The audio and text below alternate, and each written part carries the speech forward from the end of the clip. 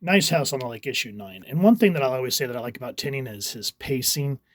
In this book, I can't remember what movie it was, but I was watching them behind the scenes, and they were talking about how, in making suspense and dramatic moments in the movie, it was like, okay, so we set this up early so that this can happen. We move this person here so that this could happen. Just beats. And that's what you do in storytelling is beats. And that's kind of what Tinian does in this book. So when we open this one, which I really like this cover, it is just absolutely creepy and awesome. And I think that's supposed to be Arturo, Tom's mate. I can't remember off the top of my head. But he's talking about how he always wanted to help people. He goes, if I'm being totally honest with myself, I never really knew Walter. I had met him plenty of times, sure, and I'd listened to Sam complain about him and how he had done one inconsiderable thing or another. But Sam complained about a lot of people. And it's not like he ever made a real effort to cut him out of our lives, and I didn't feel the need to carry a grudge. If anything, I wanted to try my best to open a kind of door to him. Because Sam, he doesn't get close to a lot of people. So that's where it kind of launches into saying how one of his life goals is always to help people and be kind of their center. And that's why he says he got into acupuncture. And we get a flashback with Walter and Arturo and what's his name, Tom. And he says, and that's what I always struck me as strange about Walter. Before all of this, I mean, he never let Sam forget that he could see the ugliest part of him. And I honestly think that this was more about power than anything else. So going back to what I was talking about at the beginning of this is how Tinian paces and does plot points or plot beats. Remember this. And while that's happening, we kind of get the main plot where Ryan has gone to the shed, feeling kind of sorry for herself, feeling like she's not unique because there are two artists in this sanctuary, while everyone else, like a consultant, a spiritualist, blah, blah, blah, blah, blah, blah, which have you. And I can't remember, I think it's this issue where you find out what happened with Ryan and Walter. And if you haven't guessed, spoiler alerts, if you haven't, go check out the series, come back, and you're back. The person that she's talking to on the other side of the mirror is Nora, trapped. Now, going back to the plot point with Arturo, keep that in mind as well. Now, since everyone knows that they can ask Walter, not Walter, but whomever this sanctuary is being run by, that they do design sketches of places that they want, then it's Belt. Arturo asks for an acupuncturist place, and everyone just starts hounding Reggie for these designs. And you can see he starts to get a little cocky about it. He's like, ask again in a month, David. But they also wanted to try to do some sort of antenna array, but they noticed that they wouldn't get it. And that kind of reminds of how Molly was asking for a straight razor edge. And it took the comedian, David, I think his name is, to finally get it for her. And it was then how they found out that they were invulnerable before their memories got wiped again. Going back to this plot point, Arturo sees that Reg is stressed. He says, why don't I do a treatment on you to just kind of help you relax and whatnot. And so, with that, we'll get back to that in a moment. We kind of see how people are just miserable and how Walter's experiment is essentially not working. Even though Naya and Rick were kind of the bigwigs in the beginning, she goes, I miss my life. I miss my work.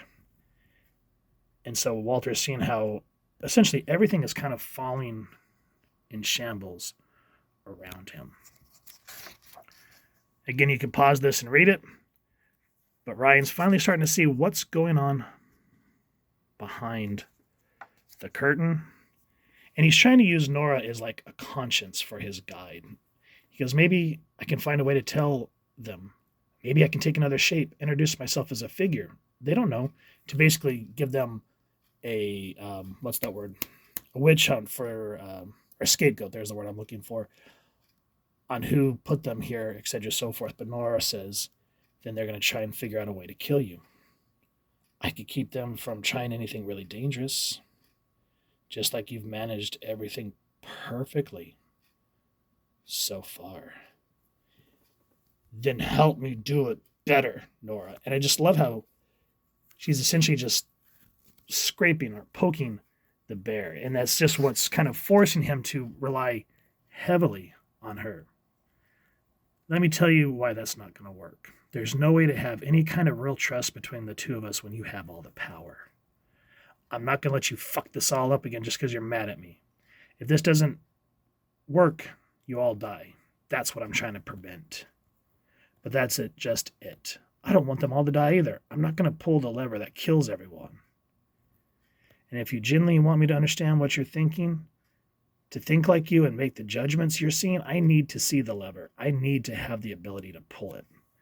And so while Walter is starting to think that she's coming around, remember the relationship between her and Ryan. And again, we come back to the acupuncture plot beat.